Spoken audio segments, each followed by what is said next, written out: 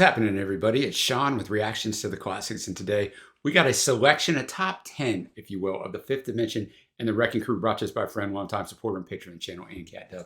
Thank you, AnCat Dub. Appreciate you. Appreciate everything that you and all the patrons bring. If you'd like to support us in any way, check out the Patreon link below. There's a lot of cool stuff we can do for you there, and we appreciate that support. Okay, I did a selection of the Fifth Dimension for AnCat Dub a little bit ago. I'm going to put the link down below, so this is just going to be kind of a continuation and building upon that. So I don't have any notes on this, because if you want the notes on the Fifth Dimension of them as an act, you can go watch the first selection that I did. So we're going to jump right into this. AnCat Dub knows all about this, so these words are going to be AnCat Dubs. If you haven't been with us before, the music will not be in the video, but it will be at a Vimeo link below, so I encourage you to watch along with us.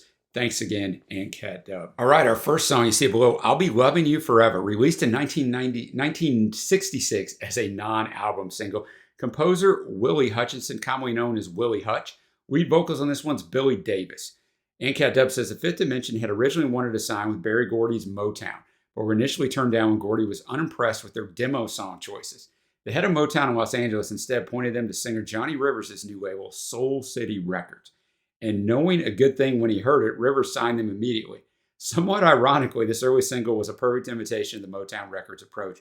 It gives us a good distinction of what they would have sounded like if Gordy had signed them. On the downside, the Fifth Dimension ended up sounding like a dozen other Motown acts and trying to fit into the current fashion, and the vocal capabilities of the group are largely wasted with this approach. All right, I'm gonna have the lyrics up as always. Let's get after it. All right, I'll Be Loving You Forever. I don't have a lot of analysis in this. You know, the songwriting is all really a Motown thing, right? Even though it's not Motown, because the songwriting is the girls, you know, he's professing her love to her, that she'll just keep him around.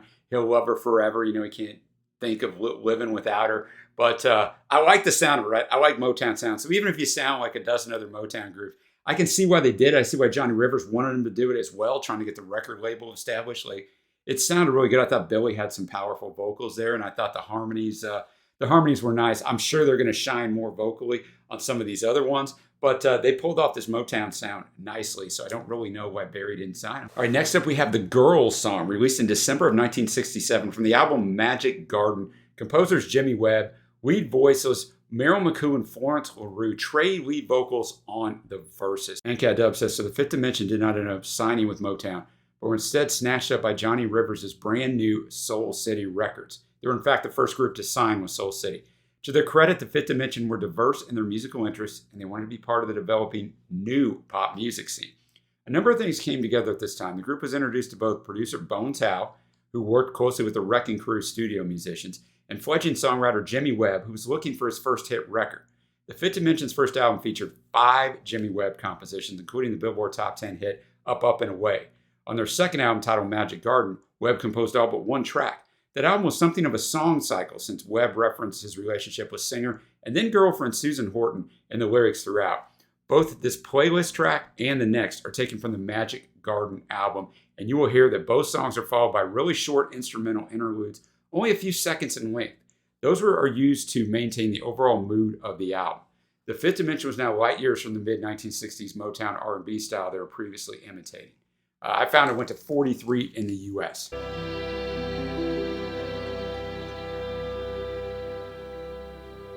All right, the Girls song. So AnCat Dub mentioned they were light years from the Motown sound, which they were. I really like that sound. But I mean, I got to point out, the previous song, I'll Be Loving You Forever, is 1966, and this song is 1967. So much changed in the 60s so quickly. I thought Florence and Marilyn sounded fantastic. A couple notes in there were great. The horn section, a little bit of harmonizing in there. The guys coming in just a little bit there. The story of the song, I mean, it's something that is not timeless. It's timeless in a way. She left the guy and wishes that she could get a hold of him. But the parts that aren't timeless anymore, boys and girls, for old guys like me, is, you know, she's trying to call him on the telephone. There's no answering machines. There's no anything. This person picks up or they don't. So you just call and call and call. And she mentions in there, if he doesn't change his number. If you just disconnected your number and got a new number, like, you could just ghost people. They can never find you. Like, that's insane to think of in the world we are now, where people can just look at where you are on your iPhone, and if they're finding your iPhone, if they're a family member or whatever, and they can text you and expect an immediate answer. So I liked all of that about it. I like the nostalgia of it and all of that good stuff. All right, we're going to stay on this album, as AnCat Dub mentioned. We got Orange Air, also released in December '67. Magic Garden album, Jimmy Webb, the composer, lead voice Billy Davis and Marilyn McCoo, with lots of close harmony singing by the group. And Cat Dub says, a personal favorite of mine, to my ear, this Jimmy Webb tune has a strong Broadway influence, which makes sense because Webb originally planned the Magic Garden songs for a musical. But then the Fifth Dimension came calling. The music bears little resemblance to what people were hearing from British invasion bands or the fledgling psychedelic rock genre. It's quirky and high energy with big tempo shifts that I happen to like.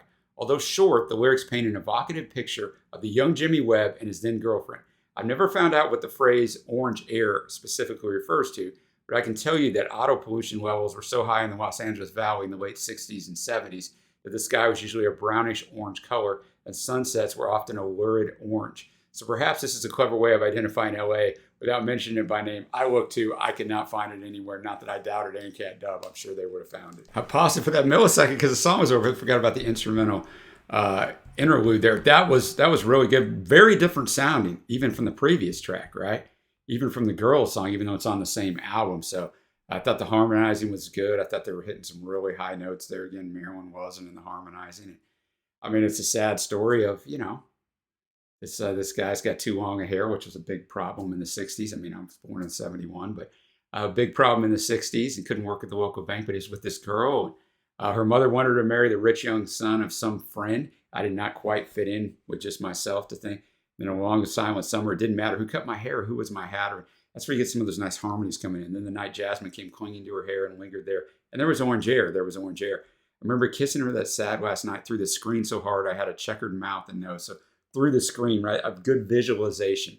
She sold out so quickly before I knew what hit me. She was laughing with others at my funny clothes. And so Jasmine bails out on him and then starts making fun of him like everyone else was. So not a very great story for this man, but I thought it was really well done once again. The instrumentation, the musicianship was fantastic. They sounded really good. Now we move on to One Less Bell to Answer, released in April of 1970 off the Portrait album. Composers the great Burt Bacharach and Hal David. Lead voice on this one, Marilyn McCoo. And Cat Dub says, the song that put Marilyn McCoo on the map is one of the great torch ballad singers of the era. It reached number 2 on the Billboard Hot 100 chart behind the great George Harrison in the song My Sweet Lord. On the U.S. charts, it went to number 1 on the Adult Contemporary chart, as well as 4 on the Best-Selling Souls single chart, so a huge hit. One Less Bell to Answer. Really good vocal performance here by Marilyn McCoo. Nice backing instrumentation, but great harmonies. They really took the subject of the song, and they're very smart on how they put the harmonies inside of the right to really stoke up the emotion because, this guy's gone. So she starts out, one less bell to answer, one less egg to fry, one less man to pick up after. I should be happy, but all I do is cry. And then you get the harmonies coming in, cry no more laughter. Oh, I should be happy. Oh, why did he go? That call and response, that harmonizing. I only know that since he left, my life's so empty. I try to forget, it just can't be done. Each time the doorbell rings, I still run. I don't know how to stop thinking of him and stop crying my heart out. But just a really good mixture in there of the harmonies of everyone else and Marilyn's lead vocals. And the harmonies on there are Lamont McLemore, Ron Townsend, Florence LaRue, and of course, Billy Davis Jr. Bacharach talked about this, of how he came up with this song, because he wrote it, him and Hal Davis. He said that title was born from working on What's New Pussycat, and Angie Dickinson was living with me in London. And a doorbell rang, and I think she made the comment, one less bell to answer when I get out of here. It was a pretty intense doorbell, and it bothered her. So he used that and came up with the song. So it's always interesting to hear how songwriters come up with stuff. All right, we got On the Beach, in parentheses, in the Summertime, released in 1970, and a single released at the same time as the album Portrait, which was what the previous song was off of. Composer Landy McNell, lead vocal Billy Davis, and Cat Dub says, with the Fifth Dimension, it was all about versatility. This single was short-lived, though, because it didn't hit the charts until August, with summer waning. That's a problem on the beach, right? People don't want to hear about their sad because there's no more summer. It reached 12 on the U.S. Adult Contemporary chart, 54 on the Billboard Hot 100 in 1970. So it was a miss at the time, but the Fifth Dimension immediately followed up with One Less Bell to Answer and got back to the top of the charts. Joe Osborne's strolling bass line is so effective that I can listen to this track over and over again any time of the year. All right, let's go. On the Beach, great production here, right? You have the sounds of the seaside, right? You hear the waves, the birds, that sort of stuff. So I thought it was really well done. I imagine this is a wrecking crew on this one. The instrumentation on all these songs have been so good, but this one in particular, very nice. That bass line was fantastic. And it puts you in that summer mood, right? It was nice and chill. The harmonies on the beach. I thought Billy was great on the lead vocals on that one as well. And it's just, the song itself is just about, being on the beach, the carefreeness of the summer, right? Now we got to go back to our real lives. Anything's possible in the summer. Everything's relaxed. We can be in love. We can make future plans. We do it. Then we get back to the rat race of real life. And sometimes those things go to the wayside. So a good way to end out the first half of this list. Next up is The Rainmaker, released in February of 1971. Albums Love's Lines, Angles, and Rhymes. Composer Harry Nilsson and Billy Martin. Lead voice Billy Davis with Marilyn McCoo adding supporting lead vocal. And Cat Dub says, keeping with the water theme for a moment, this is another track demonstrating the broad range of styles covered by the Fifth Dimension. This Harry Nilsson tune reminds me of a Hollywood or Broadway musical number set in the Old West. The Rainmaker, once again, nice production on there with the rain and the thunder, although it sounds like somebody's getting shot in the distance is really what it sounds. Probably how they made that sound effect, but really good. Again, I thought the drumming in particular, not only on the start, but throughout the song, really drove it. The instrumentation is really, really a key part in these songs. But I thought Billy did good, and Marilyn just comes in with that high register and just brings everything up with those harmonies of the Rainmaker. So I thought that was really good. And I've never heard the original, so I got to go listen to the original, man. I got to listen to more Harry Nilsson. All right, 4 songs left. Next up, you see we have The Hideaway. It was released in May of 1969 from the great album, The Age of Aquarius. Composer Jimmy Webb again. Lead voice. This is sung as a group close harmony, with Marilyn McCoo's voice being the most prominent in the mix. And Cat Dub says, an unusually jazzy number composed by Jimmy Webb. This is one of the non-single album cuts from the Age of Aquarius album, a record that trended towards psychedelic pop and soul. 1969 essentially marked the pinnacle of the group's recording career, in that they achieved 4 top 20 singles, Aquarius, Let the Sun Shine In, of course, being the most famous, and Wedding Bell Blues, both hitting number 1 on the Billboard charts. And they were the Grammy Record of the Year for the Age of Aquarius album. High praise. All right, The Hideaway. Once again, instrumentation's fantastic, drumming, horns, everything. I think the arrangement of it allowed them to try not just harmonies, but harmonies on top of different kinds of harmonies. Just kind of seeing, I think, probably what they thought sounded best throughout the song, just trying different things. So I thought that worked. I mean, the song, basically is just, and to be able to sing it, the entire song in close harmony like that is fantastic as well. The song itself, it's about somebody who's stressed out, somebody telling them, look, man, you got to get away from this and let it all hang out, so to speak, right? We all need that sometimes. Next up, we have No Love in the Room from 1974. So we're going to skip forward some from the album Soul and Inspiration. Composers Pat McManus and Walt Podrosky. Lead vocals Marilyn McCoo. And Cat Dub says, disco-era orchestrations are featured here with unexpectedly dark lyrics. Here we have the Fifth Dimension fighting to stay relevant and fashionable. The single was from the transition era when McCoo and Davis were making plans to leave the group. Bones Howe only produced 3 tracks on the album, and Joe Osborne and Hal Blaine may not be playing on the album on all album tracks. Production on this track was by John Flores. The single reached 11 on the U.S. Adult Contemporary chart, but only made it to 105 on the Billboard chart. Look, man, 1974 is just a bloodbath on the charts, right? It's just such a peak time for music. Fifth Dimension founder Lamont McLemore had this to say about finding decent recording material in the mid-70s. I'll speak for myself, but probably for some of the other members when I say Burt Bacharach and Hal David's Living Together, Growing Together was the worst single we ever put out after the Living Together, Growing Together fiasco. We seemed jinxed. We just couldn't find the right material for the next hit. People were bringing us boxes of songs and even more songs, and we just couldn't find a thing. And I think that helped Marilyn and Billy make their decision to go out on their own. I'm sure it probably did. By the mid-70s, the old Tin Pan Alley, Brill building songwriting teams and publishing houses were losing their grip on the music industry. Thanks to the influence of the Beatles in particular, groups were concentrated, the Sandcat Dub talking, of course, were concentrated on composing their own material rather than depending on professional songwriters to compose songs to order. Just why the quality of the Tin Pan Alley material also seemed to suffer at this time is hard to say, but change was in the air. Groups like the Fifth Dimension, who depended upon third-party songwriters to supply their material, would struggle to find decent tunes with the new music climate.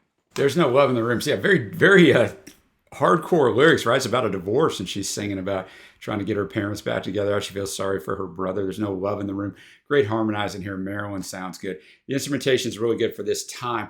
One thing that because we're talking about the songwriting on this, it's really difficult for an artist who's going to have a long run when they don't write their own song. Obviously, the most prevalent of these people is Elvis Presley. But to try to find music that fits into your style, so it's going to be identifiable. Now, obviously, the Fifth Dimension had to change their style up as music was changing so quickly during this time from the mid 60s to the mid 70s. But I think they did a really good job choosing songs because this does sound, even though it sounds different for them, like it should be a Fifth Dimension song. Next up, we have I Just Want to Be Your Friend, recorded live at Caesar's Palace in Las Vegas in 1971 from the album The Fifth Dimension Live. Composer's Willie Hutchinson, lead voice Billy Davis. Personnel for this concert: conductor was Bob Alcivar, bass Joe Osborne and Andrew Muff White, congas Montego Joe, drums are Hal Blaine, guitar Rudy Stevenson, orchestra the Nat Brandwine Orchestra, organ, electric piano Larry Netchell, and piano Isaiah Jones. ANCAT Dub says these last two tracks will show the funkier side of the vocal group and the Wrecking Crew accompanists. The Fifth Dimension were one of the very first black artists to headline in Las Vegas. It was Frank Sinatra who first invited them to open for his shows, and that success led to their own headlining gigs. Recorded in the early 1970s in the main room of Caesar's Palace, Las Vegas, this Willie Hutchinson tune definitely sounds like an homage to Sly and the Family Stone. It may seem strange to hear this now, but in the 1960s and early 70s, the Fifth Dimension got a lot of criticism for certain elements of society for supposedly sounding too white, and the complaint came from both the black and white communities. Here's a quote from Lamont McLemore on the subject. He says, "After the Fifth Dimension became famous, we were scheduled to give a concert at a historically black college. And as soon as we arrived on campus and got off the tour bus, we saw students picketing, thinking anti-Vietnam War sentiments were the theme. We soon realized no one was holding placards to bring our boys home. The protest was about us, as in we wanted a black group to appear, and this is what they sent us." My goodness, man. Angry at such a scathing sentiment, yet hurt underneath, my fellow members of the Fifth Dimension wanted to speak up. But I was the one elected as emissary to address this ain't no black group bogus concern to the student union. In fact, I wanted to go. "We mean no disrespect, but we wanted a more soulful group," one student said as he greeted me. "Have you ever seen the Fifth Dimension in concert?" I countered. "No, we've never seen your live shows," was a collective response. That's good to take a stand when you don't even know what you're talking about, right? Then Lamont said, "Well, then how can you be judging us? We especially should all be together. At least give us a chance to show you what we do."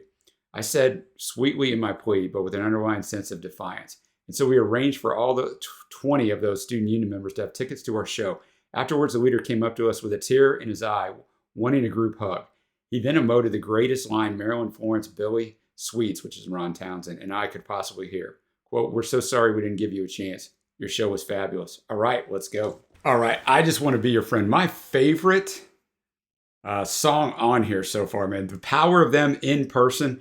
I'm sure, I mean, that's the beauty of groups that are this musically talented, and obviously the instrumentation just popped. You could feel the energy, right, of everybody working in sync. I mean, I don't even know who to call out on the instrumentation. It was fantastic, but just all of it, man. I could just imagine them up there pounding this thing out and everybody sitting there. I'm sure performances like this, obviously this performance wasn't from that story that I shared, but performances like, you can see how quickly those people go, "Oh, wait a minute, man. I guess what we heard wasn't the truth." So what a great choice there. We still have one song left. It's Harlem from 1974 from the album Soul and Inspiration, composed by the great Bill Withers. Lead vocals Billy Davis with supporting vocal by Florence LaRue. ANCAT Dub says, probably my favorite track from the otherwise low-key and mostly lackluster Soul and Inspiration album. They get the production and arrangement right on this one. Harlem's probably the only track on this album that wouldn't be labeled adult contemporary. Note that the Fifth Dimension had earlier participated in the 1969 Harlem Cultural Festival, and some of this performance footage can be seen in the documentary Summer of Soul. It's on Hulu. Go check it out. Me, Trey, and Mackenzie watched that last summer. It's fantastic. It's possible the group chose to record this song to commemorate their earlier festival experience. The Fifth Dimension and Wrecking Crew give this track a deservedly gritty, hard edge. All right, let's finish this list off. Harlem, man. What a great way to end this list out, right? You had the fantastic harmonies. Billy's killing it, but everybody coming in. You had that funkiness, fantastic instrumentation. Really good songwriting on this one. As I'm just describing Harlem, right? It's way too hot in the summer in this person's house or in their apartment. It's way too cold. The landlord doesn't care if they freeze to death. But man, everybody can go out on Saturday night, have a good time. Sunday, everybody's out in their best, right? The heathens are coming in from partying all night, and the church people are going to church and talking about giving money to the crooked preacher to send him to the Holy Land. Don't do it. But just, it was an infectious song, man. Some funkiness to it. So I really, really liked that one, which is going to segue me nicely into my favorite tracks. I really enjoyed all of these songs, but honorable mention, the first song, even though it was the Motown sound-alike, I'll Be Loving You Forever. I think kudos to him for sounding that good on that song. And also the Rainmaker. Thought that was a nice cover. My faves are going to be The Girls song, Marilyn and Florence sound fantastic on that. On the Beach in the Summertime, I Just Want to Be Your Friend, live at Caesar's Palace was my favorite. And then Harlem here was a close second. So what a great selection of songs from the Fifth Dimension and the Wrecking Crew. Brought to us by Cat Dub. The previous ones were really good too. I don't really know anything about the Fifth Dimension until I did these two lists. Now I don't feel like I know a ton, but I know a whole lot more. So I appreciate that education. Appreciate that good music. I will link that first reaction down below. Let me know what you guys thought of these songs. What were your faves? What else would you like to hear from them? And until next time, guys, I will see you.